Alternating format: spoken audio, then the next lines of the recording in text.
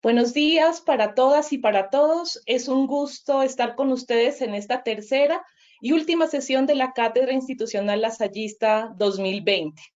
Le damos el saludo a todos los miembros de la Universidad de La Salle, a la Asociación Internacional de Universidades Lasallistas, a la Red de Colegios del Distrito Lasallista de Bogotá, a los representantes de la Congregación de los Hermanos de las Escuelas Cristianas, a los invitados de las universidades de la ciudad de Bogotá y del país, a los miembros de redes y grupos de investigación, a los estudiantes, profesores y personal administrativo de nuestra universidad.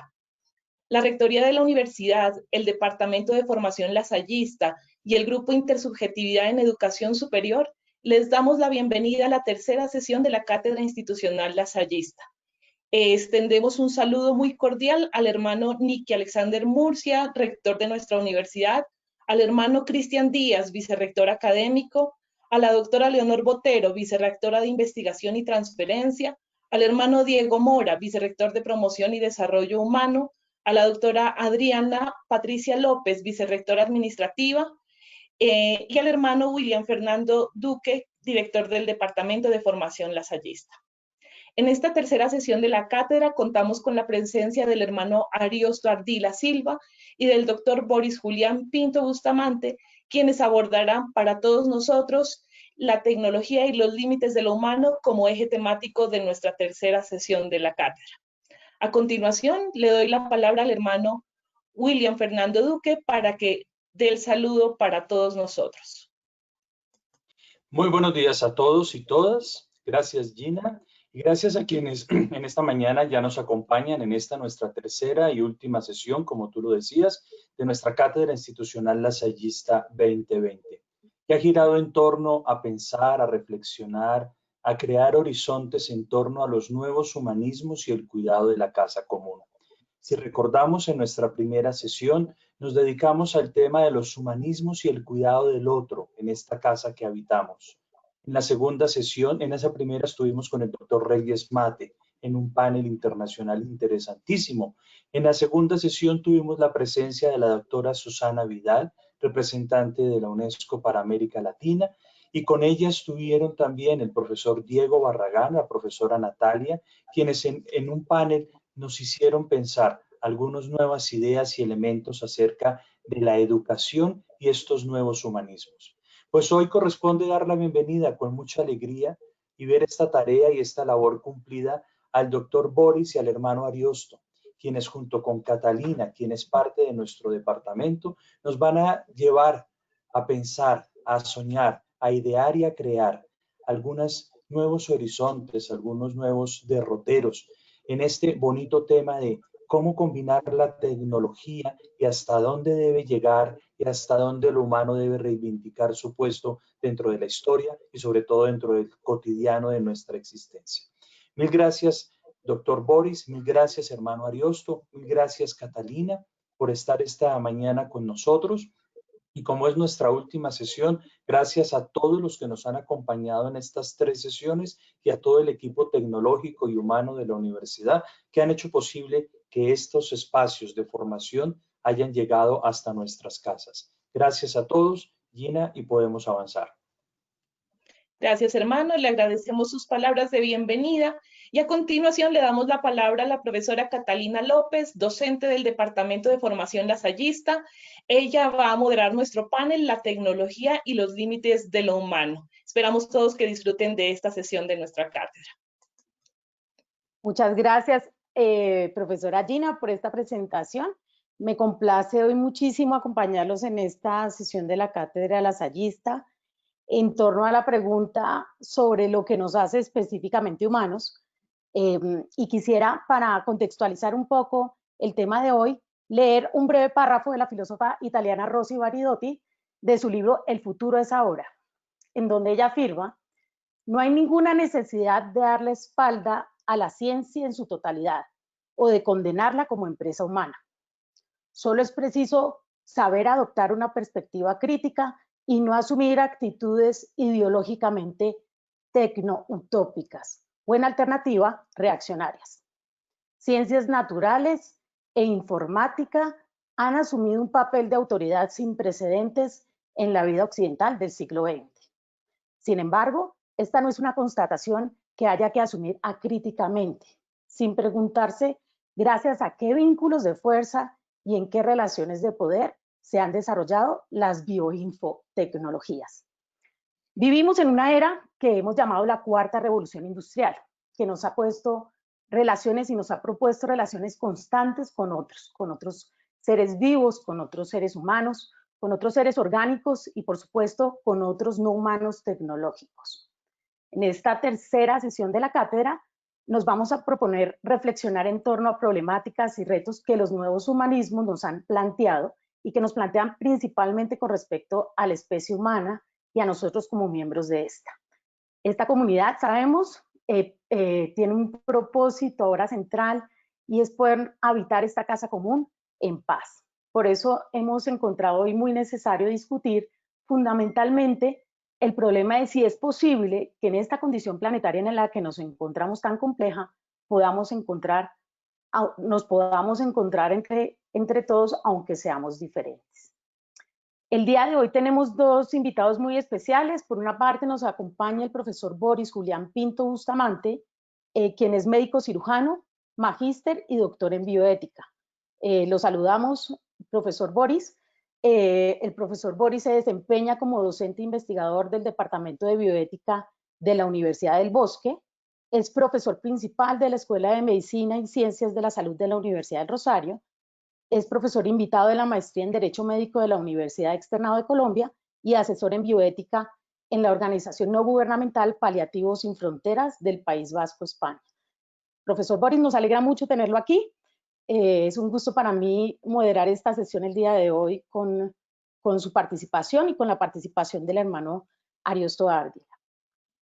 El hermano Ariosto Ardila es licenciado en Educación con especialidad en Estudios Religiosos y Zootecnia de la Universidad de La Salle, magíster en Genética de la Pontificia Universidad Javeriana, doctor en Genética y Mejoramiento Animal de la Universidad de Viçosa, Brasil.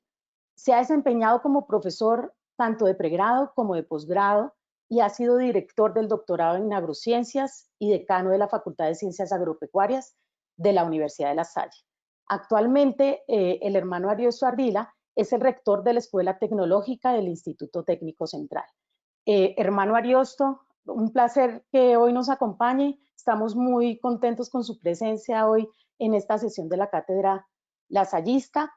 Me encanta saludarlos a ambos y en este momento vamos a darle espacio al profesor Boris Julián Pinto para hacer su intervención.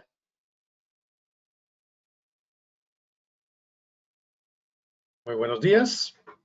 Muchas gracias, profesora Catalina. Muchas gracias a la Universidad de La Salle, al profesor Jorge Martínez por la gentil invitación a participar de este espacio, de esta cátedra. Muy bien, permítanme, voy a compartir mi pantalla.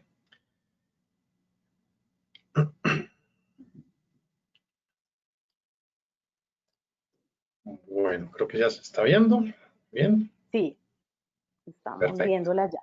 Sí, profesor. Muy bien. El título que proponemos para esta ponencia es Transhumanismo y Bioconservadurismo. Algunos diálogos desde el sur. Y leeré fragmentos de un documento que estamos trabajando en ese sentido. El vertiginoso desarrollo tecnocientífico plantea diversos interrogantes bioéticos y culturales. No solamente el lenguaje y los contenidos de información han sufrido la inevitable metamorfosis hacia un discurso de máquinas. La imprescindible presencia de la tecnociencia en cada tarea cotidiana y cada mecanismo operativo ha expandido hasta niveles impensables hace solo algunas décadas las posibilidades humanas de intercambio e interacción. Y por supuesto, las expectativas y las dinámicas culturales, permitiendo la domesticación de los códigos comunicativos expandidos y reducidos a la vez a los formatos multimedia y el hipertexto. La transgresión de las referencias espaciotemporales gracias a la emergencia de realidades virtuales y la acelerada globalización de los contenidos de información. El presente documento aborda las interacciones entre seres humanos y tecnociencia, describiendo la progresiva colonización tecnológica del cuerpo, la conciencia y las propuestas poshumanistas de la evasión, para proponer, desde lo que algunos han denominado sociedades periféricas y otros prefieren denominar el sur global, otras prácticas comunicativas entre seres vivos y no humanos mediadas por la tecnología. En este punto, es pertinente la imagen que ofrecen Harvey Cox y George Pattison para ilustrar la pluralidad de perspectivas morales en términos de su representación pública en las sociedades contemporáneas, como un correlato de la fragmentación de las aspiraciones universalistas propias de la modernidad. Para ello, utilizan el concepto de la tecnópolis, la ciudad secular, en contraposición a la simbólica ciudad de Dios de San Agustín. La ciudad secular como epicentro de la fragmentación posmoderna de las visiones y los relatos universales es, según Pattison, el perímetro artificial de la posmodernidad, lo que él denomina la ciudad de los espectáculos y que describe en estos términos. Esta ciudad de los espectáculos es también, como lo hemos aprendido de Harvey Cox, tanto la ciudad secular como la tecnópolis. Es secular no porque sus ciudadanos sean impíos, pueden serlo o no serlo, sino porque ya no está organizada alrededor de los santuarios, rituales y calendarios de la religión. No está, como en la visión del romanticismo católico, centrada visual, social, cultural y religiosamente en la vida de la catedral que se erige literal y metafóricamente sobre sus pequeñas casas, ni intenta llevar a cabo sobre la tierra algún prototipo celestial de la ciudad eterna. Si se permite a la práctica religiosa y aún se permite que las formas religiosas del espectáculo puedan tomar su turno en el ciclo de los grandes eventos públicos, este es solamente un punto de parada en una secuencia de eventos espectaculares que abarca cada forma de los intereses humanos y la imaginación, capaces de reclamar el derecho a la representación pública. Pattison plantea la fragmentación moral de la modernidad a partir de la disolución de la experiencia visual impulsada por los desarrollos tecnológicos sobre la óptica, desde la cámara oscura del Renacimiento, pasando por los dioramas, los daguerrotipos y los cosmoramas del siglo XIX, hasta la realidad virtual. La evolución de la mirada del mundo es el paso a través de una mirada que se disuelve, o como afirma Paul Virilio, de una estética de la desaparición. Así también lo define George Pattison. El mundo en sí mismo deja de ser un punto de referencia objetivo y estable de la representación visual para en su lugar hacerse dependiente de la perspectiva, del punto de vista o del ángulo de visión del observador. La tecnópolis no constituye simplemente un conjunto de máquinas, industrias, autopistas y conglomerados, sino un sistema concreto de prácticas comunicativas. Tales prácticas concretas de comunicación, tramitadas por la tecnología, configuran nuevas relaciones sociales y nuevas subjetividades. Los tecnopolitas interconectados a la centralita. Las ciudades, metrópolis y servidores informáticos son los nodos críticos de la gran tecnópolis. Pero aún los lugares remotos y las pequeñas casas están conectados a la central.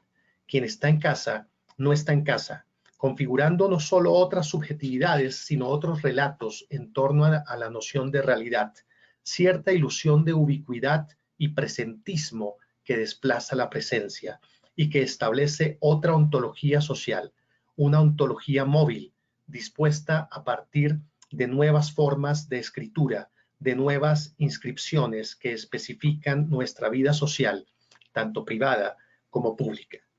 Las tecnologías de la información no solo rodean e interconectan a los hombres con otros hombres y productos.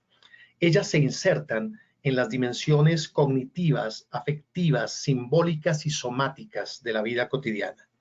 La casi omnipresencia de las redes de información, como prótesis exosomáticas y exocerebrales, constituyen un invernadero artificial que estructura las expectativas y posibilidades de intercambio entre personas, instituciones y aún entre objetos conectados en el Internet de las cosas.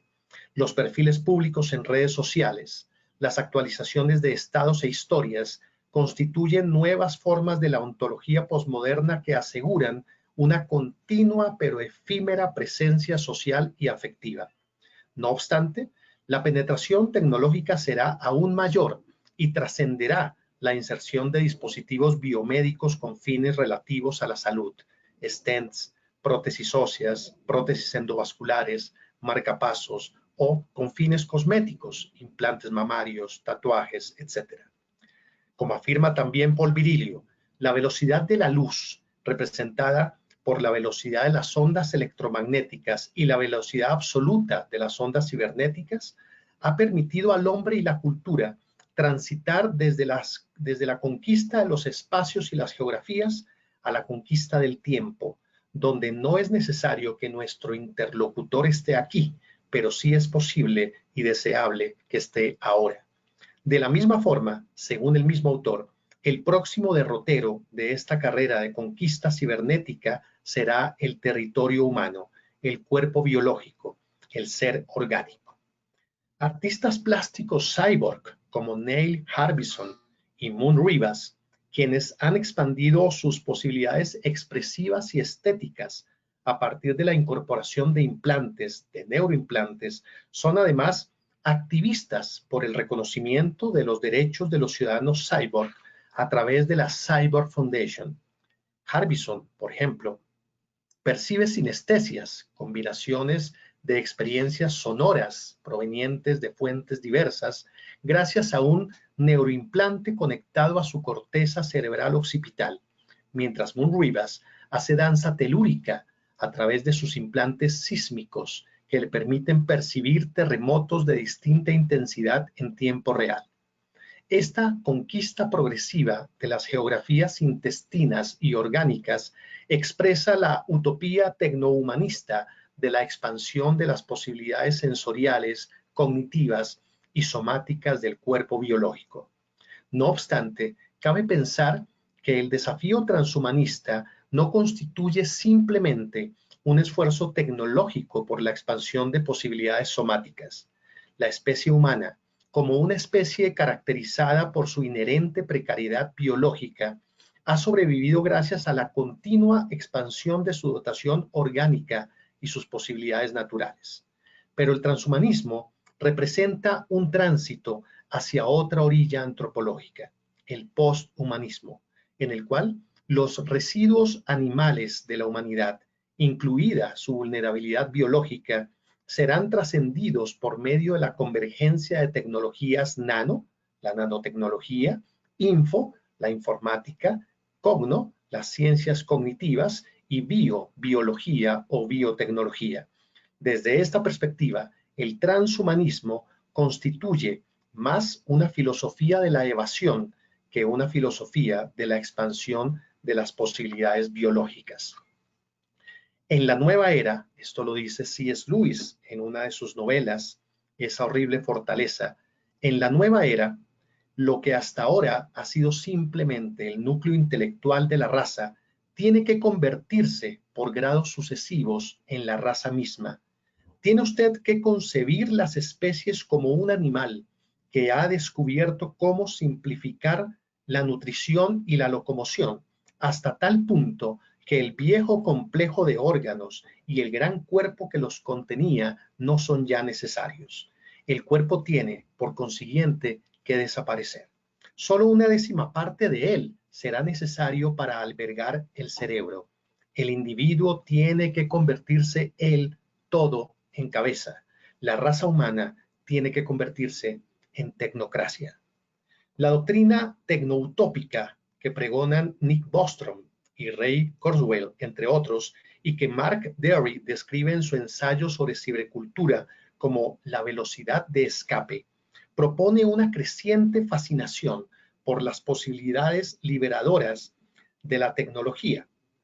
a través del uso de drogas inteligentes, neuroprótesis, la aplicación de la estrategia Do It Yourself, no solo a la programación de códigos informáticos, sino también a la programación de secuencias genéticas con fines de mejoramiento, así como la realización de tatuajes biomecánicos, la normalización del sexo virtual y robótico, y la más atrevida de todas las propuestas transhumanistas, la descarga de la mente humana, de la información bioeléctrica cerebral a bases de datos, puertos informáticos y robóticos, para lo cual ya hay proyectos de investigación en curso, como el propuesto por el neurocientífico Randall Cohen.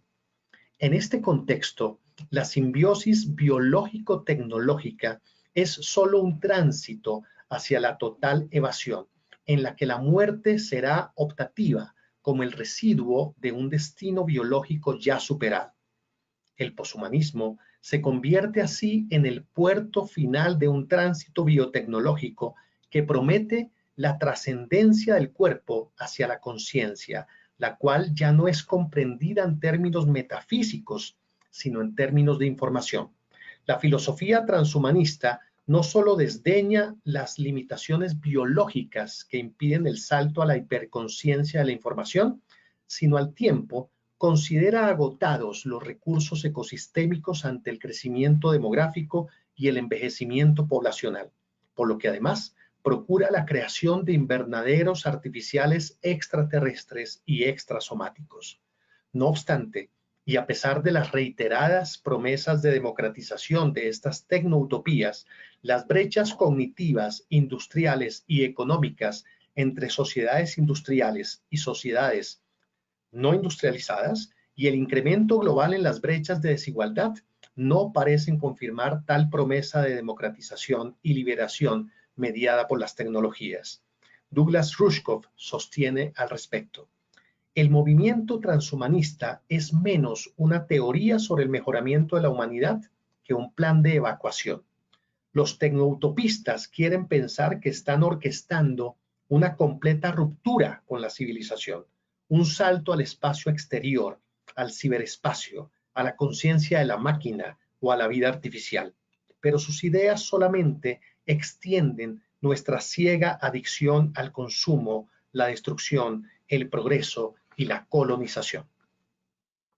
Como lo propone el bioticista Jonathan Moreno, los desafíos de las biotecnologías representan una prolongación del conflicto histórico-político en torno a los valores promulgados por la Ilustración.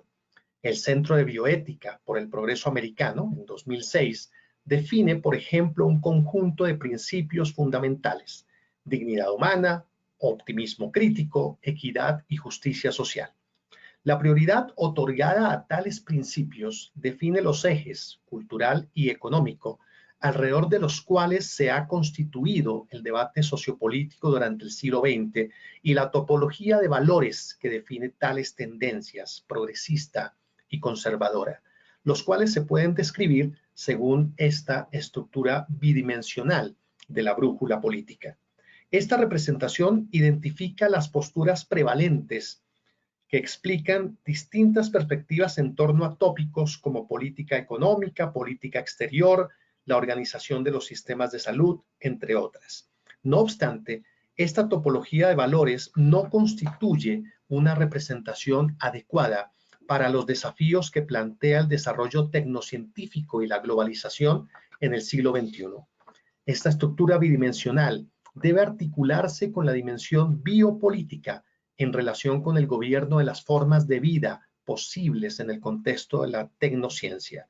Con esta nueva dimensión biopolítica aparecen otras categorías de afiliación: el transhumanismo libertario, el tecnoprogresismo, las tendencias bioconservadoras de izquierda, las tendencias bioconservadoras de derecha. Los bioconservadores de derecha defienden una postura conservadora en la dimensión cultural. No aceptan la amenaza cultural que supone la diversidad. Son también conservadores en la política económica, privilegian el interés y la iniciativa privada, sugieren un Estado minimalista y exención tributaria.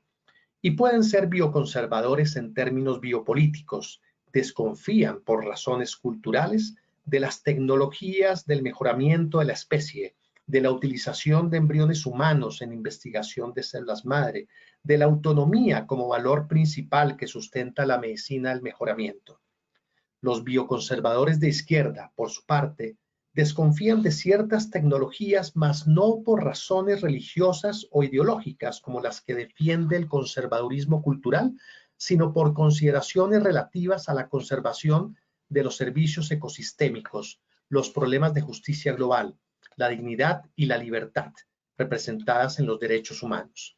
Alrededor de estas categorías se constituyen coaliciones impulsadas por agendas estratégicas en el orden político, económico y cultural. Algunos transhumanistas se matriculan con la tecnoutopía progresista, otros con la tecnofilia libertaria. Los primeros abogan por un desarrollo tecnocientífico de acceso universal que reduzca las enormes brechas de inequidad global. Los otros afirman un tecnoentusiasmo que privilegia la autonomía personal como bandera moral indiscutible. Alrededor de cada uno de estos polos se configura un conjunto de organizaciones, coaliciones y grupos de presión que promueven las distintas posturas biopolíticas, entre las que se encuentran grupos libertarios, neoconservadores, grupos defensores de los derechos de las personas con diversidad funcional, quienes, por ejemplo, se oponen radicalmente al aborto eugenésico, a las terapias de mejoramiento, a las intervenciones sobre la línea germinal humana. También hay coaliciones feministas libertarias, feministas progresivas, bioconservadoras cristianas, grupos bioconservadores progresistas que promueven el desarrollo de tecnologías socialmente responsables al tiempo que monitorean las iniciativas corporativas transnacionales, como por ejemplo el grupo canadiense ETC Group. Podemos hablar sin pudor de las promesas emancipatorias del transhumanismo y el poshumanismo en nuestro sur global, en donde aún no hemos resuelto muchas de las necesidades básicas de nuestras poblaciones. ¿Cómo articular la realidad de la penetración tecnológica con nuestras propias necesidades y prioridades en términos de derechos fundamentales y desarrollo humano? ¿Podríamos pensar en un correlato cultural que dé cuenta de estas búsquedas desde nuestros países? En el año 2003, el ingeniero eléctrico colombiano Jorge Reynolds, uno de los pioneros en el proceso de desarrollo del marcapasos eléctrico en el mundo, en colaboración con la mezzosoprano colombiana Marta Sen, el músico venezolano Huáscar Barradas y el pianista colombiano Pablo Arévalo, presentaron en la Catedral de Sal de Zipaquirá su poema sinfónico Pacificanto, una obra musical multimedia que incluía la presentación de cantos y danzas del Pacífico colombiano, al tiempo que se escuchaban en tiempo real los cantos de las ballenas jorobadas en su temporada de migración en el Pacífico colombiano, los cuales eran transmitidos vía satélite desde unas boyas en el mar, así como las imágenes de las ballenas que recorrían las paredes de la Catedral de Sal. La voz de Marta Sen, entonando versos de Pablo Neruda y Enrique Buenaventura, las flautas, ocarinas, pícolos y caracolas de Huáscar Barradas, el piano de Pablo Arévalo, se mezclaron con el canto de las ballenas y los cantos y danzas indígenas, al tiempo que los corazones de 4 artistas en escena y el corazón de una ballena en su proceso de apareamiento se sincronizaron en un ritmo orgánico que inaugura la obra.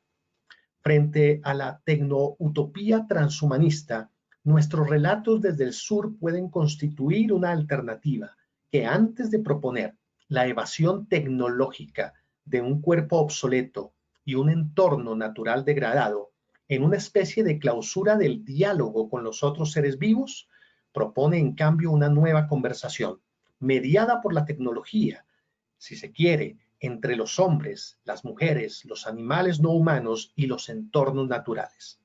Esta nueva conversación constituye, más que una propuesta bioconservadora, la reedición de un diálogo necesario entre distintas formas de vida, en la que la tecnociencia represente un medio liberador y no un destino antagónico a la vida orgánica que disuelve otras formas de conversación entre seres vivientes.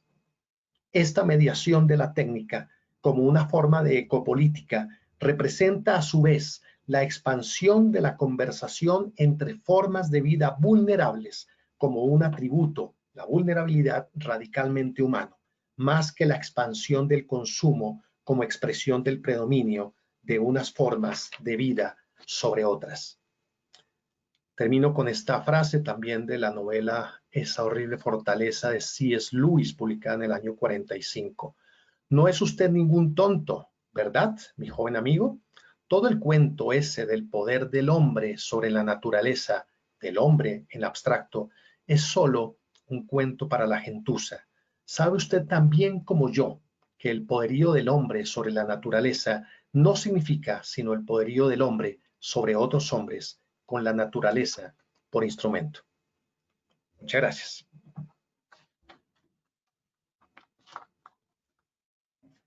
Muchas gracias a usted, profesor Boris, por esta maravillosa reflexión que nos permite quizá unir varios de los temas centrales en esta tercera sesión de la cátedra. Usted ha puesto en su intervención un acento clarísimo en esas nuevas formas o esas nuevas subjetividades que parecemos no poder escapar, a las que no podemos escapar y que parecen tender a invitarnos muy rápidamente a hacer una reflexión casi que obligada acerca de cómo entenderlas, en qué punto o qué opinión merece cada una de estas. Quisiera recoger brevemente algunos de los puntos de su intervención, simplemente para irnos preparando para esas preguntas finales.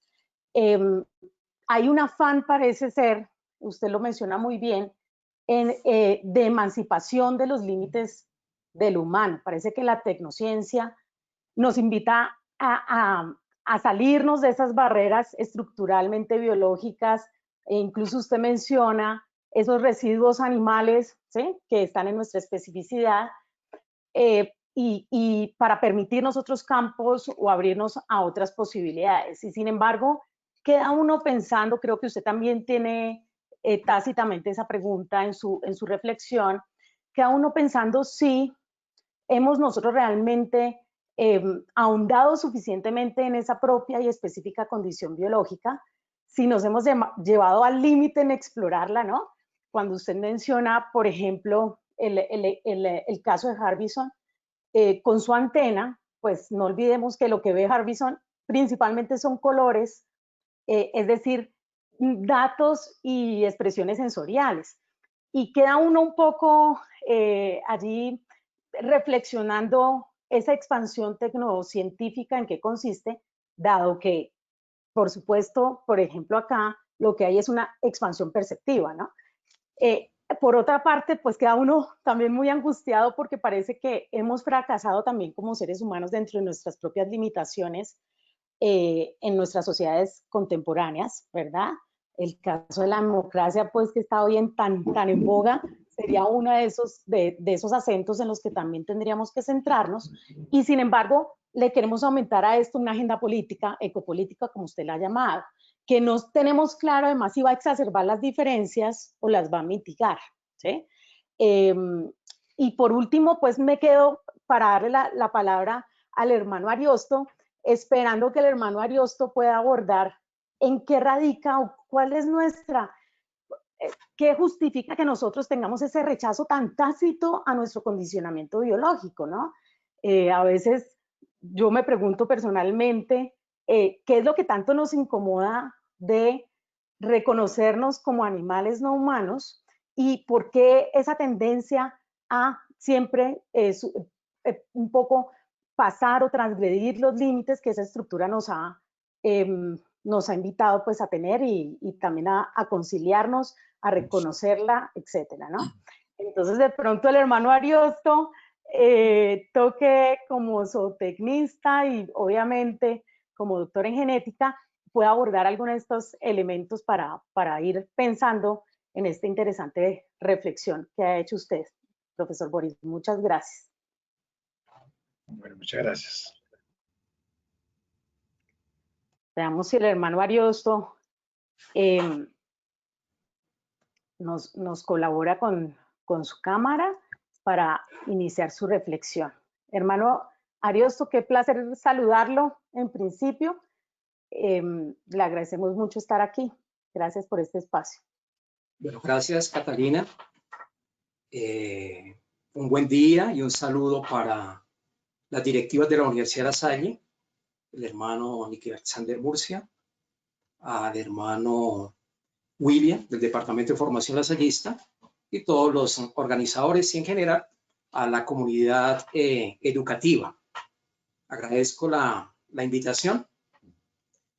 Mis palabras van a ser muy sencillas, algunas ideas, espero que no se me entrecrucen porque vengo de un congreso que iniciamos ayer en la escuela que tiene que ver con el Hacking Day, con el blockchain, y hoy otro congreso que se inició con nuevas tendencias en la gestión del conocimiento en ingeniería. Entonces, aquí en la escuela, el lenguaje es un conocimiento técnico, ¿sí? Donde tenemos unos laboratorios de inteligencia artificial, de Internet de las cosas, pero también Internet industrial de las cosas, algunos equipamientos como impresoras 3D, como cortadoras láser, etc. Entonces, ese es el ambiente donde estamos ahora inmersos y pues estamos participando en estos dos congresos que van el uno hasta el viernes y el otro hasta el sábado. Entonces, espero que pues esas ideas sencillas y básicas pues tengan por lo menos un orden. Voy a intentarlo, ¿sí? Porque pues lo tengo más o menos, es como en la, como dicen algunos, en la cabeza. Quiero iniciar con un pensador, con un filósofo, con Immanuel Kant, que finalizando su vida en una edad avanzada, él propuso unas preguntas y él dijo, mire, toda mi vida consistió en responder a las siguientes preguntas. La primera pregunta es, ¿qué podemos saber? Y eso tiene que ver con el conocimiento, tiene que ver con la teoría, tiene que ver con la ciencia, ¿sí? La segunda pregunta, ¿qué debemos hacer? Una pregunta más relacionada con la ética, con la práctica, con el comportamiento y en nuestro caso, con la técnica. La tercera pregunta, ¿qué nos cabe o qué me cabe esperar relacionada más con la fe? Pero no solamente una fe religiosa, ¿no? ¿Qué me cabe esperar de mi persona? ¿Qué me cabe esperar de la sociedad, de la humanidad? ¿Qué me cabe esperar de la ciencia? ¿Y qué me cabe esperar de la técnica? Y hay una pregunta transversal que está en Kant y en otros pensadores, ¿qué es el hombre? Y de ahí, pues digamos que surgen unas preguntas para tratar de algunas luces y algunas orientaciones, es ¿qué vamos a hacer del hombre? ¿Qué hombre estamos construyendo? ¿Sí? Entonces les decía que la primera tiene que ver con el conocimiento, con la ciencia. El fin de la ciencia es progresar, es avanzar con el conocimiento. Y el fin de la técnica que debemos hacer, ¿sí? El fin de la técnica es la transformación de la realidad dada. Por eso muy bien el doctor Boris y Catalina hablan de las tecnociencias, porque en ese momento es difícil separarlas, ¿sí? Hay una cientificación de la técnica y hay una tecnificación de la ciencia. Para que la ciencia avance se necesita el avance y el progreso de la técnica y viceversa. Para que la técnica avance necesitamos que la ciencia avance y por eso ya es difícil y se da una articulación entre la técnica y la ciencia, que es lo que llamamos, digamos, las famosas tecnociencias. Otra idea que me gustaría compartir y es que a partir de la evolución biológica han surgido otras, digamos, evoluciones. Tenemos la cosmoevolución, la evolución física, ¿sí? Hablamos también de la logoevolución y hoy en día estamos hablando también de la tecnoevolución. Y todas estas, principalmente la tecnoevolución, se encuentran en una teoría que nosotros manejamos, que es una teoría continuista, evolucionista y no antropocentrada, ¿sí? Entonces, esto ha, digamos, llevado a que nos preguntemos cuáles son las consecuencias, las implicaciones del uso de la técnica y del uso de las tecnologías, ¿sí? Y ahí volvemos a recurrir a la pregunta de Kant, ¿qué debemos hacer? Y para hacer, pues obviamente, previamente tiene qué soy capaz de hacer para responder a esa pregunta. Entonces, en esa regulación de las tecnociencias, surgen como tres, hay más, pero digamos tres opciones. Una es permitir que las tecnociencias se lleven a la práctica, es decir, permitirlo todo. Otra posición sería impedirlo o prohibirlo, es decir, conservar la vida, la naturaleza tal como está. Y hay una tercera vía que es utilizar, obviamente, las tecnociencias, porque han aportado avances, ¿sí? Han aportado también calidad, bienestar de vida en el caso de la especie humana, pero con algunos criterios. Y digamos que ahí es donde está el quiz del asunto. ¿Cuáles son esos criterios para utilizar, digamos, estas tecnociencias? También es importante otra idea desde el punto de vista de la materia. Desde la materia inerte es un paso difícil que se da a la materia viva. Y con el descubrimiento del ADN de Watson y Crick, por allá en el año de 1953, pues ellos corroboraron que esa materia viva de la que nosotros hablamos, y que algunos hablan de materia pensante, materia hablante, esa materia viva es la misma materia físico-química, ¿sí? Es decir, es muy difícil ya establecer una frontera entre lo abiótico y lo biótico. Y por eso, pues digamos que hay algunos intentos, pero no tenemos otros referentes para aproximarnos a lo que es la vida. Y en ese sentido, la vida es como un instante en la historia de la materia, energía, y por eso hablamos de una ancestralidad cósmica, por eso la cosmoevolución, ¿sí? Hablamos también de que tenemos una heredabilidad biológica, una ancestralidad biológica, por eso hablamos de la bioevolución, pero también tenemos una ancestralidad cultural donde está la técnica, ¿sí? Que digamos, hemos heredado. En ese contexto ha habido una revolución ontológica. Digamos, la revolución ontológica es como ese paso, pero no es un paso definitivo, entre lo inerte y entre lo vivo. Yo creería que es la mayor revolución ontológica porque ahí se da el primer acto de libertad en la naturaleza. Y podríamos decir que en el caso del ser humano, la naturaleza tiene unos valores intrínsecos, ¿sí? Entonces, el valor intrínseco, en el caso del animal humano, es un valor que se debe no a su humanidad, sino a su vitalidad. Eso significa que ese valor está dado es porque es un ser viviente y porque pertenece al mundo de los vivos. Igualmente, en la naturaleza también existen unos valores intrínsecos. Y si el hombre tiene unos valores y si el hombre hace parte de esa naturaleza, esos valores emanan y se generan de la misma naturaleza. Desde ese punto de vista, yo, por ejemplo, no estoy de acuerdo de hablar con lo artificial o lo natural. Todo es natural porque todo se desprende de la naturaleza. La misma cultura, la misma religión, ¿sí? La misma historia, la filosofía, el arte, la poesía, etcétera. Entonces ahí vamos encontrando una continuidad entre lo inerte y también entre lo vivo. Indudablemente que hay que reconocer las bondades de la técnica y de la ciencia. Y eso lo encontramos en la encíclica del Papa Francisco, en Laudato Si. Él dice, somos herederos de 2 siglos de olas de cambio. Somos herederos del motor a vapor, herederos del ferrocarril, del telégrafo, de la electricidad, del automóvil y del avión. Y yo diría también, estamos dejándole a las futuras generaciones otras tecnologías que, pues digamos, le llamamos tecnologías disruptivas o tecnologías emergentes, que ya mencionó el doctor Boris, que tienen que ver con la nanotecnología, con las biotecnologías, con la informática, con el cognitivismo. Pero el Papa en esa encíclica nos invita a reconocer y a valorar los avances, los logros, la solución a muchos problemas que se nos presentan a través, digamos, en ese caso, de las tecnociencias. Y también a descubrir la belleza. Y él dice, no es bello un rascacielos, no es bello un avión. O sea, ahí también hay una belleza que hay que descubrir. Pues claro, uno diría, pues sí, el avión es bello. ¿Cuál es el problema? Pues que actualmente está alimentado por un combustible fósil.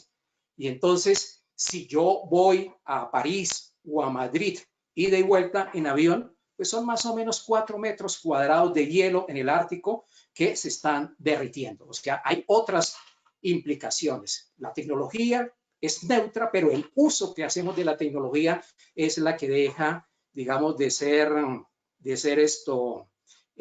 neutra. Hay otra idea que también tiene que ver con la tecnología y es que nos encontramos en una nueva era, es decir, es una época de cambio. No podríamos decir que estamos viviendo como una serie de cambios, sino una era geológica que algunos están llamando como antropoceno. Y eso consiste, digamos, ese antropoceno en la modificación de los sistemas planetarios, donde la principal causa es antropogénica, donde la principal causa, digamos, de esa modificación de los sistemas planetarios es el hombre, y esa principal modificación planetaria sabemos que es el cambio climático. Pero el cambio climático no es un hecho geológico, ecológico o termodinámico. Es un evento ontológico. Y no porque necesitemos de la ontología para explicarlo, sino porque la causa principal es el pensamiento humano. Es decir, la crisis ambiental que se está presentando es una crisis en la concepción, en la visión que nosotros tenemos de la vida, de la misma naturaleza y en este caso del hombre.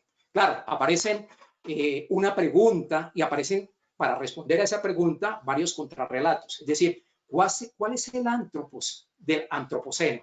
Pues inicialmente dijimos que la especie humana, pero algunos dicen, oiga, ¿y por qué la especie humana? O sea, la especie humana en su conjunto.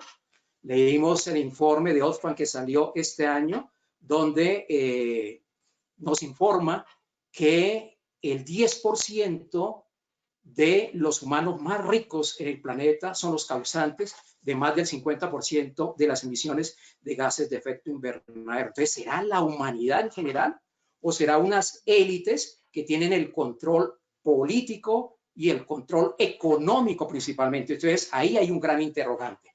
Entonces, hay otros contrarrelatos que dicen, oiga, el antropos de pronto no es la especie humana en general, es el capital, entonces le llaman el capitaloceno, ¿sí? Y cuando abordamos el capitaloceno, pues obviamente tenemos que hacer referencia a ese sistema económico hegemónico, ¿sí? Que es el capitalismo, en sus expresiones de un neoliberalismo industrial y un neoliberalismo financiero. Ese neoliberalismo, podemos decir que es una dictadura. Estamos bajo la dictadura del neoliberalismo que explota la libertad. Cuando uno se acerca un poco, digamos, a Marx y ve el capital en Marx, encuentra que esa relación del trabajador con el dueño de la fábrica era una relación un poco, digamos, separada. Existía una explotación externa, pero poco se escuchaba que un obrero, que un trabajador fuera empresario, en los términos, digamos, de hoy. Entonces, lo que ha hecho ese neoliberalismo es pasar de esa explotación externa a explotarse a sí mismo como sistema, y que cada uno de nosotros, los que hacemos parte, digamos, de ese sistema hegemónico llamado neoliberalismo, entonces también nos autoexplotemos. Es decir, no necesitamos esa explotación externa, sino que por el mismo sistema nosotros ya somos capaces de autocontrolarnos y autoexplotarnos. Y pues el neoliberalismo nos dice es que todos tenemos que ser emprendedores, y todos debemos ser emprendedores. ¿Para qué? Para aumentar la productividad, para aumentar el rendimiento, el crecimiento económico, para aumentar el rendimiento en sí de la misma economía, del mercado, de las mercancías. Entonces, por eso toma fuerza que es más un capitaloceno. Pero aquí viene la técnica. Entonces, la técnica en cierto sentido, sobre todo las tecnologías de información y comunicación, han oxigenado un poco a ese neoliberalismo que en un momento determinado estaba un poco debilitado y ha tomado mayor fuerza hasta tal punto que algunos dicen, no, el neoliberalismo fracasó y eso lo vemos, digamos, con esta pandemia. Pero otros dicen, oiga, yo creo que no es como tan cierto que el neoliberalismo fracasó. ¿Sería más fácil el fin del mundo que acabe el capitalismo, porque el capitalismo se convirtió en una rueda suelta con cierta autonomía que termina dominando a las mismas élites que están detrás, digamos, de esta ideología que se convirtió también en una cultura y se convirtió en una civilización. Entonces, se vale también de la técnica y por eso pues se habla del tecnoceno, ¿sí? Pero otros dicen, en otros contrarrelatos, que posiblemente, y en ese, digamos, está Donna Haraway, en donde ella pues dice el antropo sería un cutuloceno. Y por eso es que ella habla del famoso cyber, habla del ciberántropo, etc. Y Edward Wilson, que es el fundador de la sociobiología, un entomólogo, un ecólogo, pues él dice, oiga, lo que existe dentro de ese antropos es el eremoceno, es decir, hay una soledad en esta civilización. Yo creería que todos estos antropos se juntan, se conjugan para modificar los sistemas planetarios, teniendo, digamos, consecuencias muy graves para la humanidad y para las diferentes formas de vida. Y aquí entonces aparecen las tecnociencias. El desarrollo de las tecnociencias se viene dando, digamos, a nivel mundial de una forma un poco silenciosa, ¿sí? Prácticamente que a espaldas de la misma sociedad, pasa desapercibida por los gobernantes y por los políticos, apenas por los medios de comunicación. Es decir, los avances son impresionantes que se da, digamos, a partir de las mismas tecnociencias.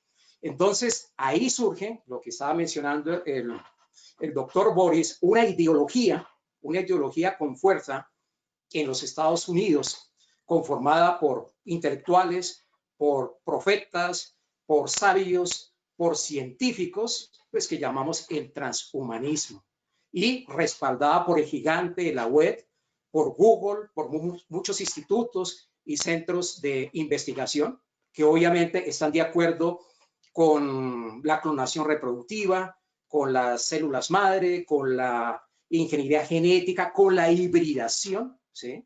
Porque lo que busca el transhumanismo es controlar una fuerza que existe en la evolución, que es el azar biológico.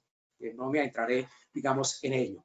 Entonces, sí hay una ideología que está tomando, digamos, bastante fuerza y que obviamente acepta ya las tecnologías disruptivas y emergentes que hemos mencionado. Entonces, ahí viene la regulación, y eso lo decía Hans Jonas, cuando el imperativo ontológico está en peligro, y en ese caso es la vida, no solamente la vida del humano, pues hay que acudir al imperativo ético. Y hay que acudir también a la ontología de la política, porque a veces la ética no es suficiente. Hay que tener una apuesta, digamos, política.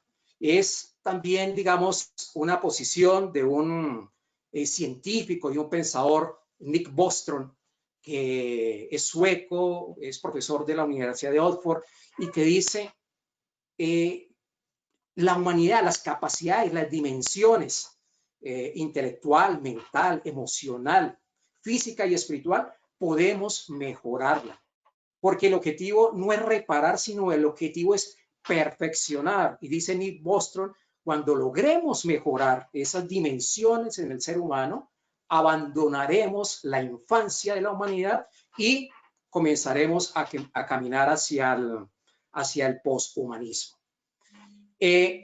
Podríamos decir que esas grandes tecnociencias, tecnologías emergentes y disruptivas, pues son los grandes inventos, los grandes artefactos, las grandes técnicas que ha tenido la historia humana.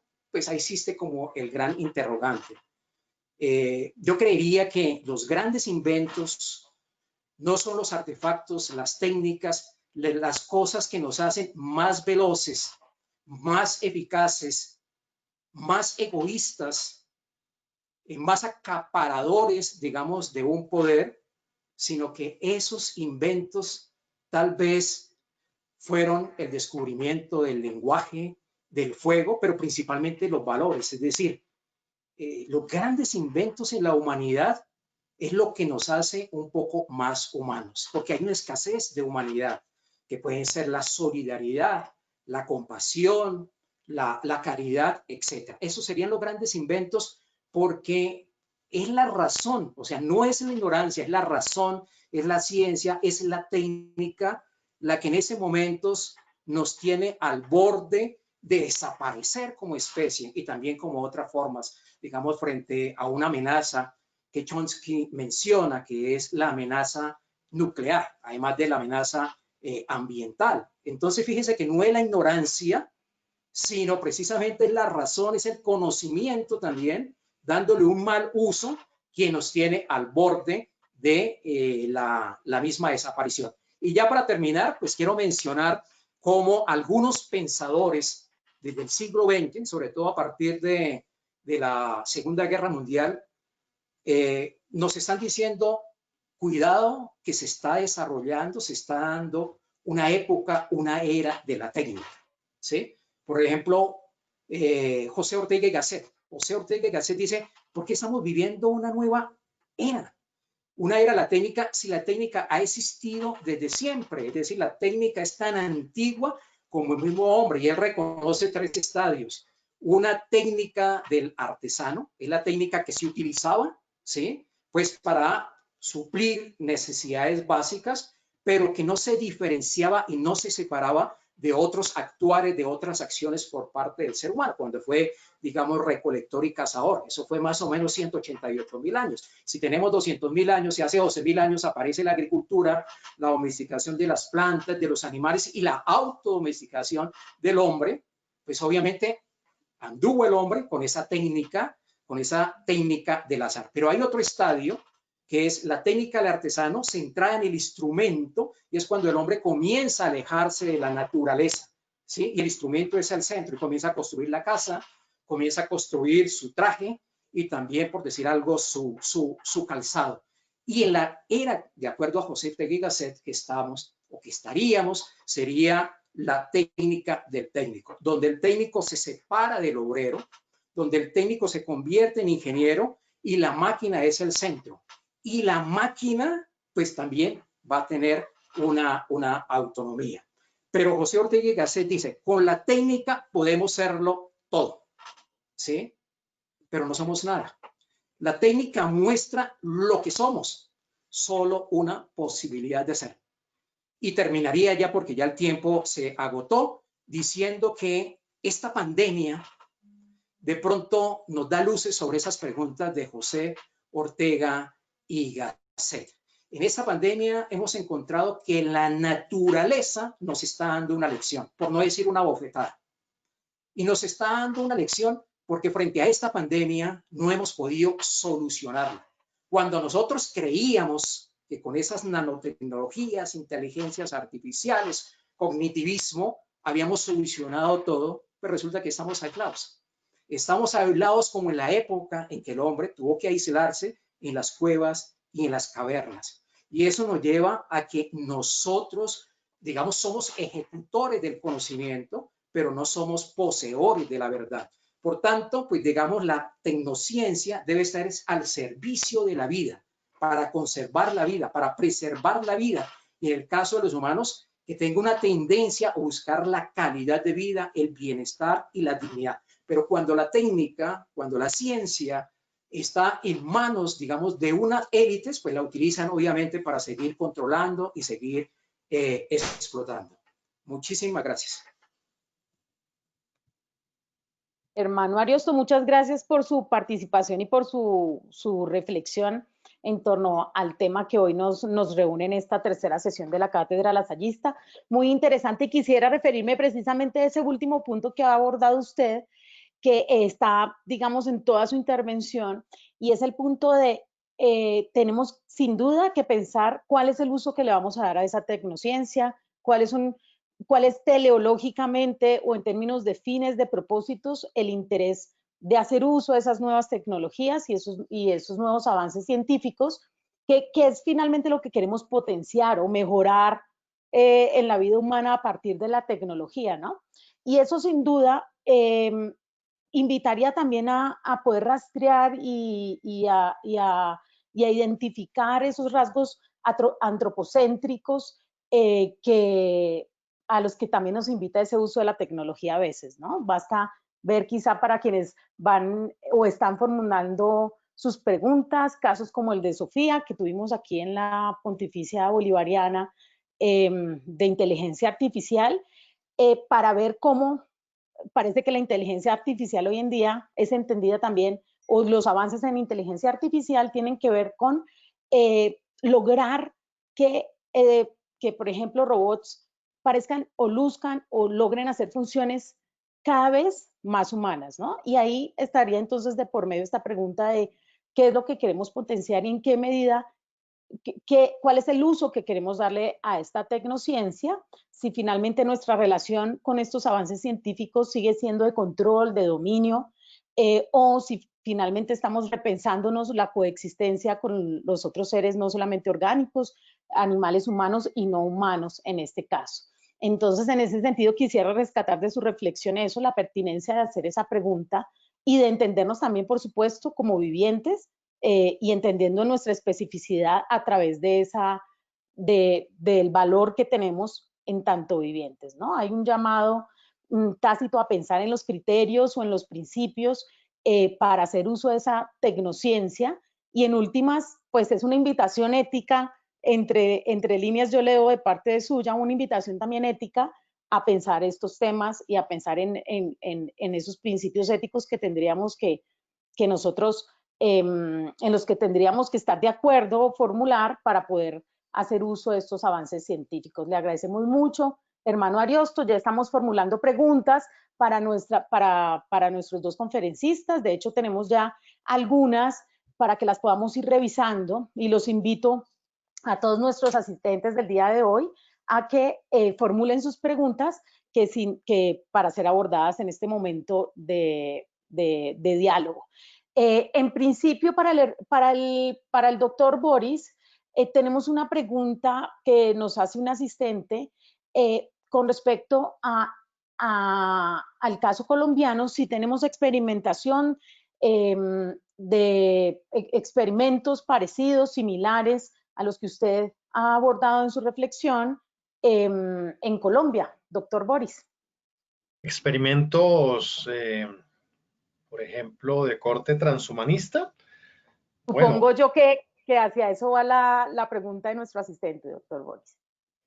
Sí, pues por supuesto estamos inmersos en distintas líneas de investigación, pues hoy en día estos esfuerzos son en muchos casos globales, son colaborativos, entonces, claro, hay líneas de investigación en inteligencia artificial, en robótica, en neurociencias, ciencias de la cognición, se usan neuroimplantes, se hace neuronavegación, en neurología, por ejemplo, pues es mucho lo que se está trabajando en el mundo y en Colombia se está haciendo mucho de lo que se hace también en el mundo. Quizá no estamos todavía al nivel de lo que se está trabajando seguramente en proyectos como Neuralink, el de Elon Musk, por ejemplo, o como proyectos como la iniciativa Brain, el proyecto Cerebro, que dirige el neurobiólogo español Ramón Yuste, pero en todos estos grupos de investigación incluso hay personas latinoamericanas trabajando en estos esfuerzos.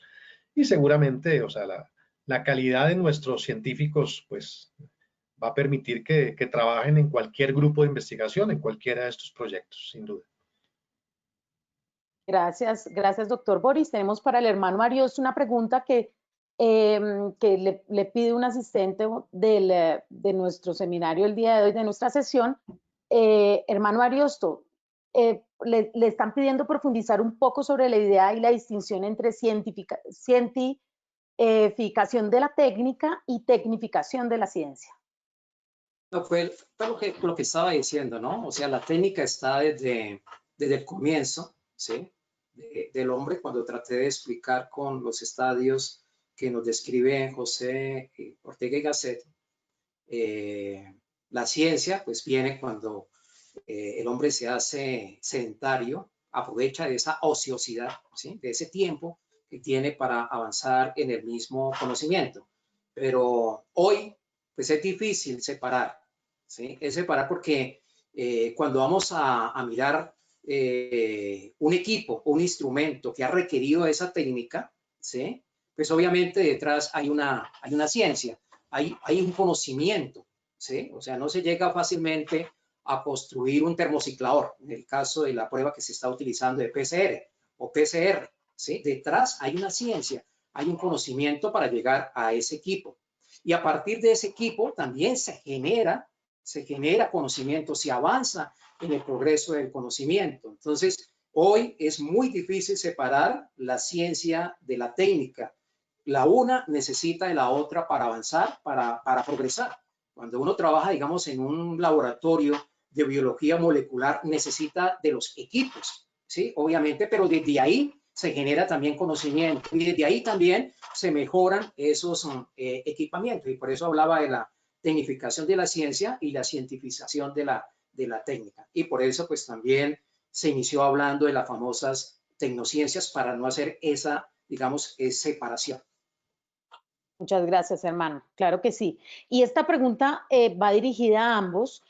Frente a las alertas de la tecnociencia y el transhumanismo, ¿cuál sería para ustedes o según ustedes una forma de resistirse a ciertas ideologías que se proyectan como hegemónicas alrededor de estos temas?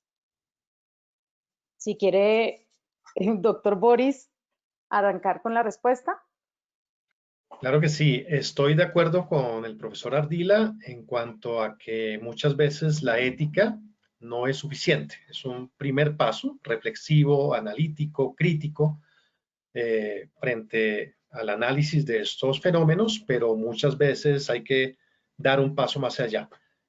Creo que cuando hablamos de ecopolítica y de biopolítica, estamos hablando de gobernanza, estamos hablando de decisiones políticas, de voluntad política, de voluntad institucional. Estamos hablando de cómo llevar estas discusiones en torno a valores en conflicto al terreno de la realpolitik, ¿no? Entonces, en ese sentido, por ejemplo, en el cubo que mostré donde se ven las distintas coaliciones y los distintos focos del discurso biopolítico contemporáneo, y veíamos que aparecen bioconservadores de derecha, bioconservadores de izquierda, transhumanistas libertarios, tecnoprogresistas, etcétera. Cada uno de estos tópicos tiene también una lectura política, es decir, estos grupos se han organizado, han hecho coaliciones. Un grupo, por ejemplo, canadiense que es ETC Group, es un grupo que se definen como bioconservadores de centro izquierda. Ellos básicamente creen en la necesidad de que la tecnología sea socialmente responsable, ambientalmente responsable. Ellos no se resisten a los desarrollos tecnocientíficos, por el contrario, acompañan y promueven muchos de estos desarrollos, por ejemplo, en biología sintética, en nanotecnología, etcétera, etcétera, pero desde su ONG, porque es una ONG, ellos monitorean los acuerdos multilaterales, monitorean las prácticas corporativas, denuncian casos de extractivismo, casos de investigaciones no éticas en poblaciones vulnerables, etcétera, y tratan de que los desarrollos tecnocientíficos se difundan, se diseminen a las poblaciones que más lo necesitan. Hay muchos grupos en este sentido que vienen trabajando, por ejemplo, por buscar que las agendas de investigación en nanotecnología, en medicina regenerativa, en biología sintética, etcétera, estén alineadas esas agendas, esas prioridades de investigación con derechos fundamentales, es decir, que no sea el mercado el que jalone los esfuerzos de investigación, sino que sea la salud pública, que sean los derechos fundamentales, que sea la disminución de las brechas históricas de inequidad. Entonces, vean ustedes que son ejemplos de grupos que han logrado llevar este discurso ético en principio a la arena política.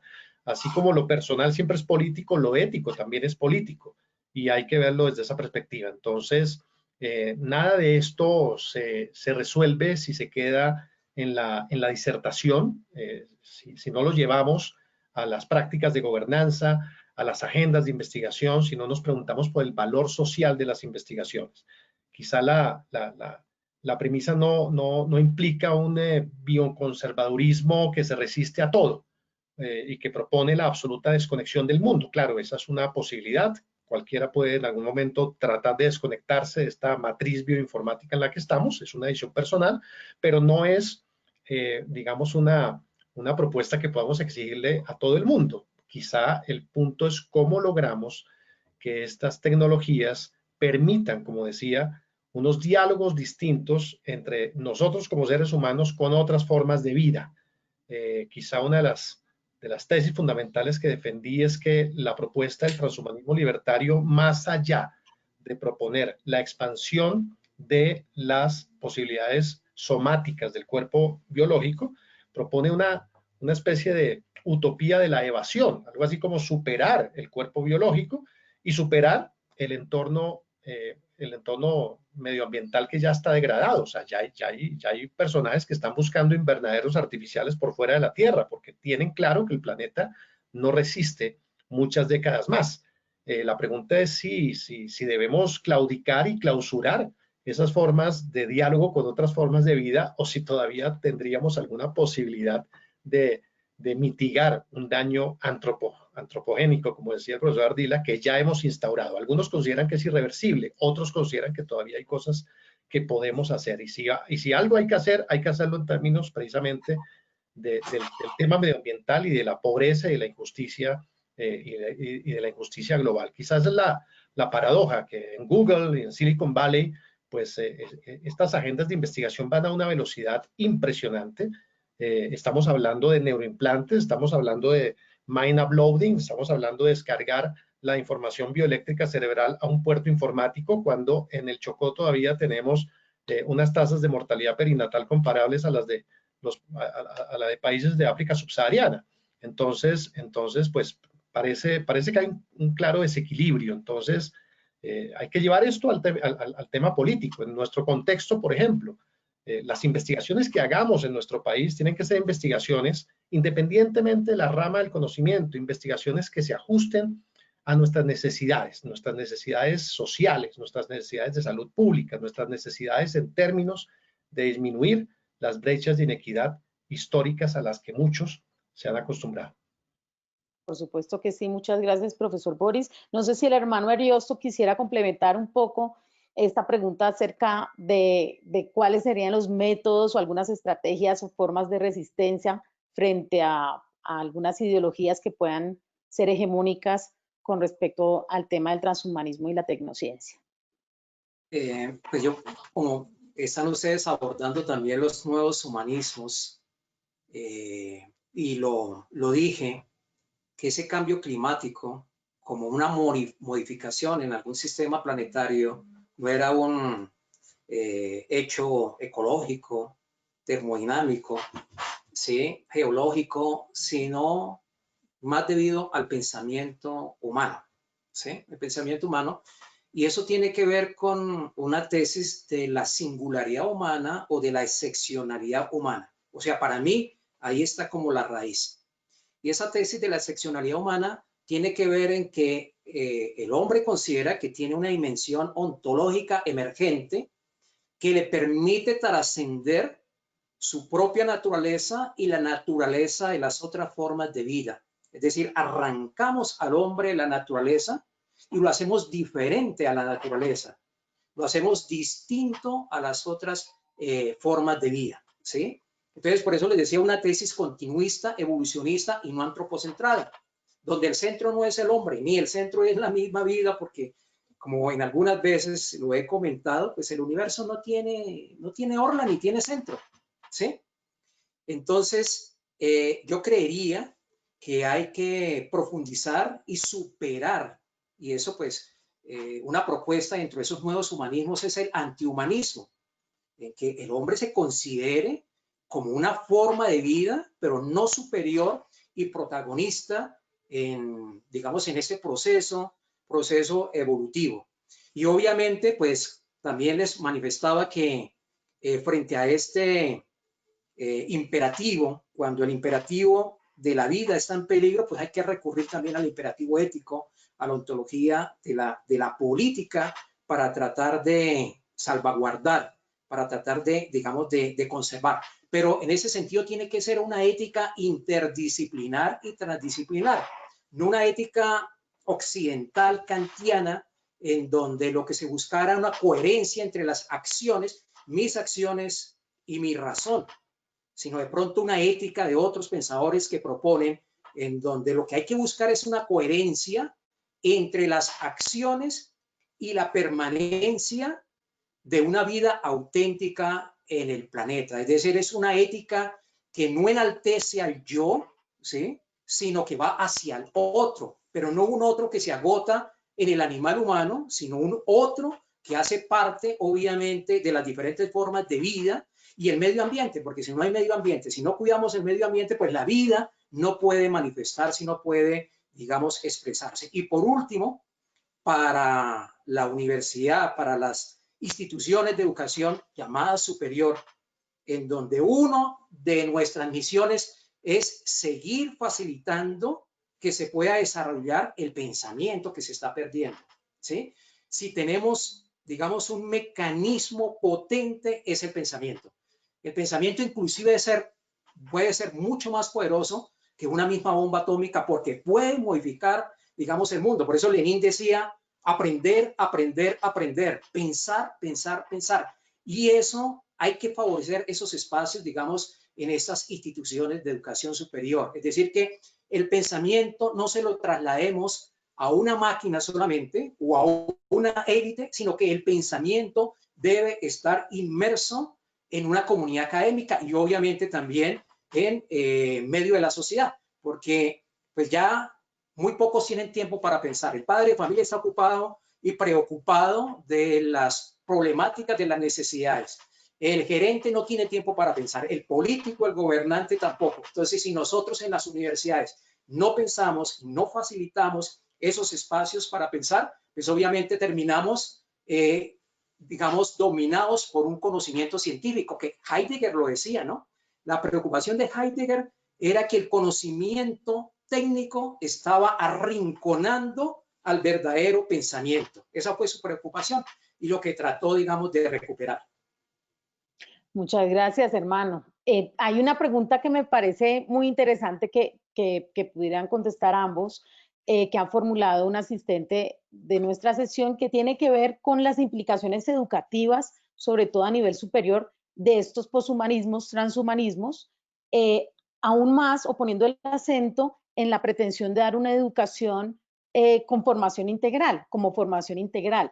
¿Cómo ven ustedes esto? ¿Qué implicaciones creen que tiene el tema del poshumanismo y el transhumanismo en la educación? De pronto, hermano Ariosto, si quiere usted colaborarnos en esta sesión primero y después vamos con el profesor Boris. Pues digamos que no podemos decir que todo en el poshumanismo o en el transhumanismo es negativo, ¿sí? O sea, no es una postura de prohibirlo y negarlo todo, ¿sí? Pues hay que valorar también los diferentes avances que nos da las tecnociencias y en el caso de la educación, digamos un ejemplo muy contextual del momento, las famosas modalidades, ¿sí? Claro, esto pues no es que tenga que ver con un transhumanismo o un poshumanismo, pero estas modalidades que nos ha llevado la pandemia a poder, digamos, incursionar, no solamente con la presencialidad, sino con la virtualidad, con las tecnologías de la información y las comunicaciones, ¿sí? Con una modalidad a distancia, dual, blended o combinada, pues obviamente eso nos va a ayudar, digamos en el caso de las instituciones públicas, a llegarle a un mayor número de personas sin renunciar a la presencialidad, porque es que la presencialidad facilita y permite la convivencia y las comunicaciones en diferentes dimensiones. En una dimensión, digamos, académica, social, emocional y física. O sea, la presencialidad es insustituible, pero estas tecnologías de la información y la comunicación nos ayudarían también, si hacemos un buen uso, para llegar a un mayor número de personas y ampliar esa circulación social del conocimiento. Es decir, que el conocimiento del pensamiento no llegue solamente a una comunidad académica y se quede ahí, sino que nuestros egresados, ¿sí?, tienen una misión social y académica, lleven también ese conocimiento y ese conocimiento, esas tecnociencias, lo que buscan es también, digamos, transformar estas realidades de desigualdades y de violencias que a veces se están generando esos sistemas hegemónicos. Pues digamos, eso sería lo que tendría por el momento. Muchas gracias, hermano. Y profesor Boris, es que ambos además comparten, creo yo, la fortuna de ser docentes. Entonces, maravilloso oír su punto de vista sobre esta pregunta. Profesor Boris. Sí, creo que también retomando algo que planteó el profesor Ardila, un punto fundamental en términos de la educación es repensar nuestra antropología, repensar cómo nos definimos como seres humanos y cuál es nuestra relación con el mundo. Creo que eso en términos educativos es fundamental porque muchos de nuestros presupuestos educativos por siglos han sido antropocéntricos, han sido racionalistas, han sido provenientes de un marco de valores europeo, un pensamiento colonizador sin duda, y seguramente hoy por hoy todavía sufrimos de cierta miopía epistemológica, cierta miopía frente a otros modos de ser, otros modos de existencia y otros modos de pensarnos. Creo que un punto fundamental es replantear nuestra relación con el mundo, esa idea moderna de Francis Bacon del dominio sobre la naturaleza como el máximo propósito de toda iniciativa humana, bueno, nos ha llevado a esta degradación medioambiental en la que estamos. Leía, por ejemplo, un informe reciente, solo en octubre, la Amazonía brasileña perdió más de 830 kilómetros cuadrados de cobertura vegetal. Entonces, ¿de qué transhumanismo vamos a hablar? ¿De qué descarga neuronal vamos a hablar si estamos perdiendo por mes 830 kilómetros cuadrados de selva amazónica? Y eso tiene que ver con cómo nos entendemos como seres humanos, como seres racionales, maximizadores del interés individual, egoístas, el homo economicus, el homo que por ser racional o por creerse racional entiende su relación con el mundo en términos de posesión, de predominio, de colonización, donde colonizamos al otro, sea al otro ser humano, sea al otro mujer, sea al otro servicio ecosistémico. Es una idea de un racionalismo colonizador.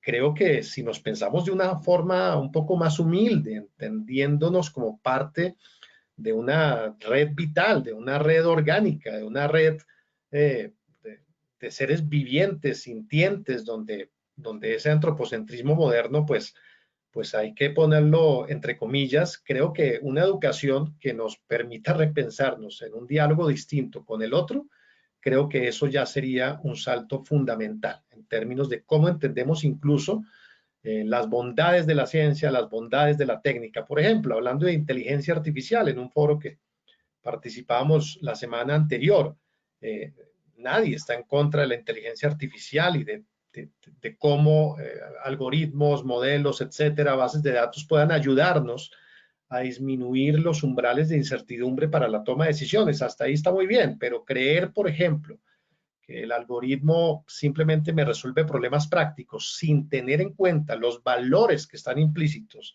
en la confección de ese algoritmo, pues lleva a que, lo que ya se está demostrando, a que muchos algoritmos, al ser diseñados sobre bases de datos donde muchas poblaciones están subrepresentadas, son algoritmos sesgados por prejuicios históricos, por estereotipos, por inequidades de género, etcétera, etcétera. Entonces, el primer punto en esa apuesta educativa es repensarnos en nuestra relación con el otro, con el mundo, y en segundo lugar, repensarnos en términos de los valores que consideramos fundamentales para la vida en sociedad, los valores a partir de los cuales hacemos ciencia y desplegamos la técnica. El ejemplo del algoritmo muestra cómo los datos o los hechos o la información nunca están desligados de los valores que consideramos relevantes para estructurar nuestra relación con el mundo. Los polos que yo mostraba, cada uno de esos polos son polos axiológicos. Unos privilegian la libertad individual como prioridad absoluta en lo cultural, en lo económico, etcétera. Otros privilegian el bien común, otros privilegian, bueno, entonces, ¿qué es lo que privilegiamos? ¿Qué es lo que deberíamos privilegiar en términos de lo que hacemos desde la ciencia, desde la tecnología. Esa topología de valores debemos repensarla y aceptar que en una sociedad con aspiraciones democráticas y pluralistas no todos compartimos los mismos valores. Y como dice Diego Gracia en España, cuando hay divergencia entre los valores que cada quien expresa, hay que partir de una premisa y es no todos los valores son tolerables, pero los valores no se deben al mismo tiempo imponer. Sobre los valores y sobre los conflictos de valores hay que deliberar, hay que deliberar. No basta solo con tolerar en la distancia, no basta ni es aceptable la imposición por medio de la fuerza de mis valores a los valores del otro, pero podemos deliberar y pensar qué topología de valores necesitamos, por ejemplo, para seguir superviviendo como especie.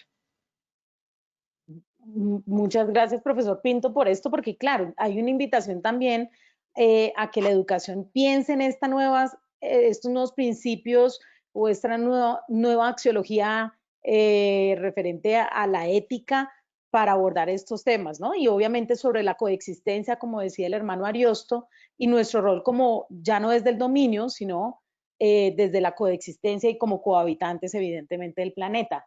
Y con respecto a eso que ustedes han mencionado, aparece otra pregunta que quizá podríamos unir a la anterior, y es que, bueno, cuando hablamos de humanos, transhumanos, posthumanos, ¿qué implicaciones tienen estas visiones para el ejercicio mismo de la ciudadanía? Es decir, ya no centrándonos en la educación, sino en el ejercicio de la ciudadanía y en la agencia como ciudadanos, principalmente en el contexto latinoamericano o en el contexto colombiano, si quieren con más precisión, ¿qué implicaciones tiene estos temas?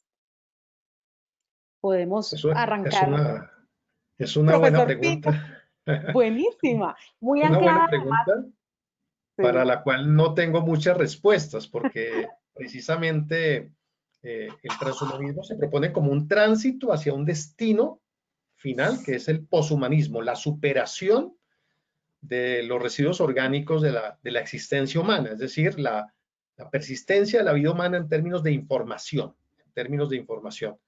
y bueno, cabría preguntarse cómo hablamos de ciudadanía cuando hay un proyecto que es Mind Uploading de Robert Cohen, un neurólogo, y lo que están buscando es precisamente descargar la mente humana a un puerto informático. ¿Cómo hablar de ciudadanía en esos términos? Por lo pronto, lo que se está trabajando es el tema de los neuroderechos, por ejemplo. El proyecto Cerebro de Brain Initiative, donde está Roberto Yuste, un neurobiólogo español y que fue lanzado hace algunos años en Estados Unidos y que promete ser como la contraparte de lo que fue el proyecto Genoma Humano, es un proyecto que tiene unas ambiciones muy interesantes, profundizar en la cartografía de mucha de la información neurobiológica que está emergiendo y claro, llevar esto al ámbito clínico, etcétera, pero las posibilidades son múltiples. Entonces, frente a ese escenario, ya Roberto Juste está hablando de los neuroderechos, está hablando de cómo garantizar, por ejemplo, la protección de la información neuronal, de la información cerebral, es decir, la privacidad cada vez parece ser un bien más escaso, mucho más cuando pues en redes sociales, etcétera, todos gravitamos en las redes sociales, vivimos, trabajamos en las redes sociales, en WhatsApp, etcétera, y claro, tratamos de proteger nuestra privacidad, pero al mismo tiempo, todo el tiempo estamos subiendo información a estas redes sociales, es decir, la privacidad es un tema cada vez más complejo y sobre esto se discute cada vez más. Entonces él se pregunta, bueno, el día de mañana cuando el celular que yo tengo ahorita en la mano, en el bolsillo, ya no sea un celular, una prótesis exosomática, sino sea un neuroimplante, ¿cómo vamos a garantizar la protección de esa información, de ese núcleo de información personal? Parecería que es lo último que nos queda en términos de privacidad. Ya en ese sentido, Neuralink, por ejemplo, está diciendo que cuando esto se desarrolle, hay protocolos de encriptación, protocolos para proteger la información. Pero no obstante, pues aún sin llegar todavía a estos neuroimplantes, pues de uso masivo, porque ya se usan neuroimplantes en muchas condiciones de neurología, ya tenemos problemas con la información mediada por el celular. O sea, el celular en este momento, aunque no esté vinculado orgánicamente a nuestro cuerpo, en este momento ya es una exoprótesis. O sea, es difícil separarse de este aparatico. Ya nos acompaña para todas partes. Cualquier validación de cualquier información pasa por este aparatico, ¿sí? Entonces el tema de la privacidad, la confidencialidad cada vez va a ser un tema más complejo, y también la modulación de las emociones y la modulación de los procesos de toma de decisiones, en la medida en que estas interfaces cerebro-máquina también pueden convertirse en poderosos instrumentos para modular nuestras expresiones emocionales. Entonces, nuestra autonomía puede estar también mediada por los algoritmos, y de hecho es posible que ya esté pasando. Es posible que muchas de nuestras conductas ya estén mediadas por un ecosistema, un invernadero artificial bioinformático en el que estamos, ¿sí? Algo sobre lo que hemos discutido en el tema de inteligencia artificial es cómo, en la medida en que estos algoritmos privilegian el que usted, o mejor, privilegian los hábitos de navegación, de consumo que usted ejerce en redes sociales, etcétera, en esa medida toda la información que a usted le llega es información de acuerdo a sus preferencias, es información que valida sus preferencias, de tal forma que nos metemos casi que en un túnel algorítmico donde solo interactuamos con los que más o menos piensan como nosotros o tienen intereses y preferencias similares a las nuestras. En términos de la cultura política y del disenso político necesario para cualquier deliberación, ¿cómo podemos fomentar la deliberación política si solo interactuamos con los que piensan como nosotros? Entonces, en términos de ciudadanía, ese es un tema complejo. Es un tema complejo porque si a mí alguien me sigue en redes sociales y de pronto peleamos por algún tema político y entonces me elimina o lo elimino, sencillamente ese usuario deja de gravitar en mi red informática. Ya no me molesta, ¿sí? Ya no me perturba con sus opiniones. Elimino al otro, simplemente elimino al otro. No hay debate, no hay fricción, no hay deliberación, no hay necesidad de argumentar, simplemente elimino al otro. En términos de ciudadanía, creo que estos túneles algorítmicos son lesivos para el ejercicio de la ciudadanía. Riesgosísimos. Muchas gracias, profesor Pinto. Y sin duda yo creo que además todo esto de tratar de superar lo orgánico pone en tela de juicio lo político y cómo lo político se alimenta precisamente de aquello constitutivo, de aquello que nos hace no solo nos permite deliberar, sino en general cómo la política también está mezclada con la entraña, con las emociones políticas, con los sentimientos y las emociones políticas. Entonces es un tema muy interesante. Hermano Ariosto, ¿usted cómo ve el asunto de la ciudadanía en torno a estos temas del transhumanismo y el poshumanismo? Bueno, también vuelvo a partir del contexto que estamos viviendo de pandemia. Y es que la ciudadanía en general, y dentro de la ciudadanía, pues hablo principalmente de los que no tienen oportunidad de hacer lo que estamos haciendo, de los vigilantes, de los haciadores, de los que tienen que conseguir el pan con la economía informal día a día, los que tienen que salir a rebuscarse, a sobrevivir. Para ellos, pues digamos que no hay una democratización en la misma vulnerabilidad, inclusive en la misma mortalidad, ¿sí? Los ricos pueden irse a su casa campestre, ¿sí? A pasar, digamos, la pandemia. Pero ese pobre dentro de la ciudadanía que tiene que salir todos los días, pues está más expuesto a, digamos, en ese caso, a la enfermedad, al mismo contagio y a la misma mortalidad. Es decir, no hay una democracia. ¿Por qué? Porque hay un debilitamiento, y eso es una amenaza también a nivel mundial, un debilitamiento de las democracias, ¿sí? Entonces, en ese contexto, nosotros como instituciones de educación, es la educación precisamente ese factor de movilidad por excelencia, ¿sí?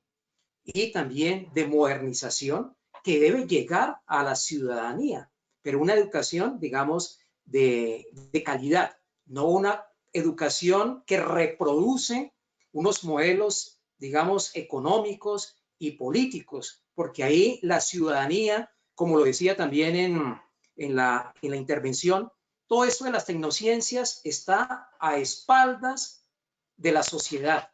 Es decir, lo manejan unas élites, ni los mismos políticos, ni los mismos gobernantes tienen una regulación sobre eso. Es decir, las personas pues terminan simplemente involucrándose en todos estos avances si es que tiene la oportunidad. Entonces, cuando la tecnociencia no está democratizada, obviamente lo que está generando son brechas, distanciamientos y también, digamos, desigualdades, ¿sí? Entonces, en ese sentido, yo creo que sigue siendo muy válido la educación para que nuestros ciudadanos puedan, digamos, conocer, puedan seguir con un pensamiento crítico, reflexivo, con una conciencia social, con unas miradas amplias y con unas voluntades transformadoras, donde todos estemos incluidos. Porque yo creo que en eso de las tecnociencias, la gran mayoría de los ciudadanos están excluidos y estamos, digamos, pues siendo manejados por esas élites que, digamos, tienen el conocimiento. Muchas gracias.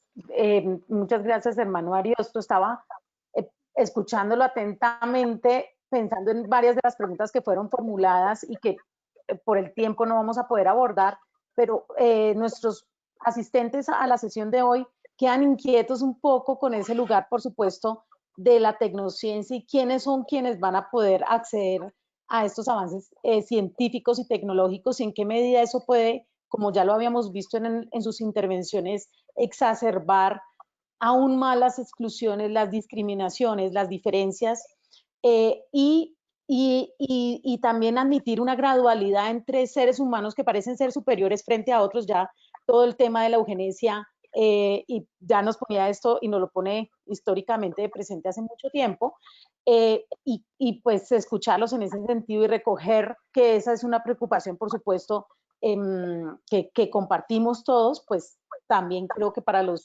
asistentes un poco, a pesar de no abordar sus preguntas puntualmente, les permite pues ver reconocido esa intuición del riesgo que supone el tema del transhumanismo y por supuesto del poshumanismo. Me da mucha tristeza este tema. Yo he disfrutado muchísimo poderlos acompañar hoy en un modesto acompañamiento como moderadora, escucharlos y por supuesto en esta fase de preguntas ver qué opinan y sus propias reflexiones sobre el tema del poshumanismo y el transhumanismo ha sido para mí muy interesante, y nuestras preguntas, nuestra avalancha de preguntas en la sesión demuestra que para los asistentes ha sido muy enriquecedora también nuestra sesión, sus reflexiones y sus compartires, y como les digo, quedan algunas preguntas tácitas, cómo abordar esta mirada desde lo rural, por ejemplo, cómo evitar que algunos seres humanos se sientan superiores o amenazados por otros, cómo evitar que todo esto lleve a procesos de mayor violencia, qué desafíos y oportunidades tienen las nuevas generaciones, por ejemplo, para enfrentar las crisis globales ambientales, que en eso no nos pudimos entrar y había varias preguntas acerca de la crisis ambiental que estamos viviendo hoy en día y cómo la tecnociencia y las nuevas tecnologías tienen un papel aquí fundamental que jugar. Lastimosamente no nos da el tiempo para continuar escuchando pues sus participaciones, que sin duda serían muy fructíferas y alimentarían pues esta conversación por el tiempo, pero quiero agradecerles particularmente muchísimo las reflexiones que hoy han realizado, sus participaciones. Me da mucho gusto haber compartido esta sesión con ustedes. Gracias, muy amable. Muchas gracias. Gracias. Muchas gracias, hermano Ariosto. Muchas gracias, doctor Boris. Realmente ha sido un gusto poder tenerlos en nuestro espacio de la Cátedra Institucional Lasallista, siempre abierta para el debate, para generar nuevos temas de discusión, para dar nuevas perspectivas sobre temas que nos competen a todos y que seguramente de otra manera no tendríamos el espacio para poder abordarlo. Así que fue un gusto tenerlo con nosotros. A todos ustedes, muchas gracias a quienes han hecho parte de los esfuerzos por organizar este espacio de la cátedra institucional que llevamos a cabo en este año 2020, por participar, por estar allí, por acompañarnos, por plantear también sus reflexiones, por hacer parte de nuestros debates. A todo el equipo de comunicaciones que nos apoyó realmente en esta organización. Muchas gracias y en especial también a las directivas de la Universidad de La Salle. Esperamos contar con ustedes también en el año 2021 para que organicemos, charlemos, generemos debate y posturas críticas frente a estos temas que nos competen y que nos congregan también para poder compartir en este espacio, en esta ocasión de la virtualidad. Muchas gracias a todos, muy amables. Esperemos que tengan un buen resto de día. Gracias, muy amables. Gracias, feliz día. Muchas gracias. Gracias. Feliz día para todos. Gracias.